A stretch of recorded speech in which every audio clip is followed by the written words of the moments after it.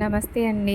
అందరూ ఎలా ఉన్నారు? బాగున్నారు? నేనైతే గనక చాలా చాలా బాగున్నాను. మీరు కూడా బాగుండాలని మనస్ఫూర్తిగా కోరుకుంటున్నాను. ఇది నిన్నటి వీడియో అండి. పచ్చి మెత్తళ్ళతో బాలింతరాలకు పెట్టి కూర అయితే చేశాను.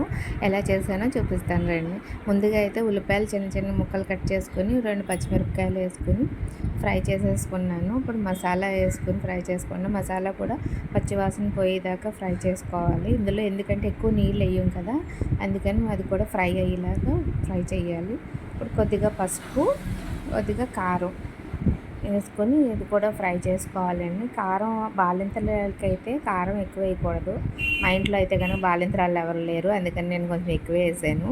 బాలింతరాలకైతే కారం వేయరు. మసాలాల్లో కూడా లవంగ మొగ్గలు, దాల్చిన చెక్క అవి వేయకూడదండి.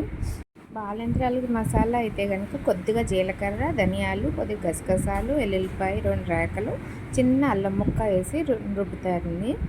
ఇది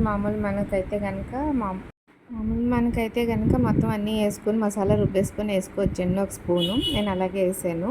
దీంట్లో కొద్దిగా చిన్న గ్లాసు నీళ్ళు వేసుకుంటే సరిపోతుంది. మొత్తం మసాలా అంతా మెత్తలకు పట్టేలాగా పట్టించుకోవాలి. ఏపీసి పక్కన పెట్టుకున్నాను ముందుగా నేను మెత్తళ్ళు. అందులో కొద్దిగా కొత్తిమీర వేసేసుకొని మూత పెట్టుకొని ఒక 5 నిమిషాలు ఉడికించాలి. బాలింతరాలకి పాలు కూడా బాగా పడతాయంటండి. ఇలా పచ్చి మెత్తళ్ళతో ఎగురండి. ఏపీసి బాగా నీళ్ళు లేకుండా ఏపీసి ఉండాలి పచ్చివి. బాలింతలకి వెంటనే కూడా అయ్యి 2 నెలల తర్వాత వేస్తారన్నమాట చేపలు. ఇలాంటి మెత్తళ్ళు అయ్యి ఎండు మెత్తళ్ళు అయితే వేస్తారు. పచ్చి అయితే కనుక 2 నెలలు పోయాక అప్పుడు ఇలాగ ఏపీసి కూర వండుతారన్నమాట. వీడియో నచ్చితే చిన్న లైక్ అబ్బా.